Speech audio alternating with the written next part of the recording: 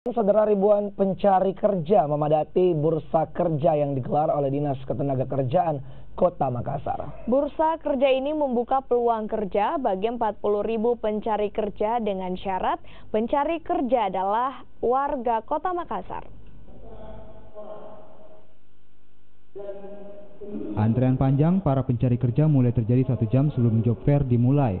Berbeda dengan tahun lalu, kali ini Dinas Ketenagakerjaan menerapkan registrasi terlebih dahulu bagi seluruh pencari kerja yang mendaftar di bursa kerja atau job fair. Dinas Ketenagakerjaan menawarkan 40.000 peluang kerja dari berbagai perusahaan, dan hal ini memudahkan para pencari kerja mendapatkan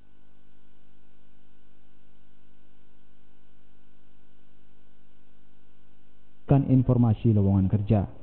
Dalam kesempatan ini, Dinas Ketenagakerjaan menyarankan para pencari kerja untuk membuka website Disnaker agar bisa melihat informasi lowongan kerja yang tersedia.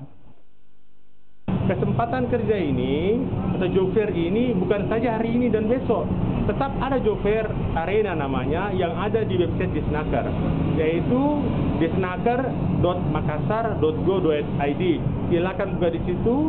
Di situ ada link job fair arena. Setiap hari ada informasi tentang lowongan kerja dari berbagai perusahaan yang ada di Kota Makassar dan perusahaan-perusahaan nasional. Sementara itu, bursa kerja atau job fair ini diutamakan bagi warga Kota Makassar yang memiliki kartu tanda penduduk Kota Makassar. Job fair kali ini menawarkan 4.000-an kesempatan kerja yang mudah-mudahan terisi semua, Ki, karena kan proses pengisian itu tergantung dari HRD masing-masing perusahaan.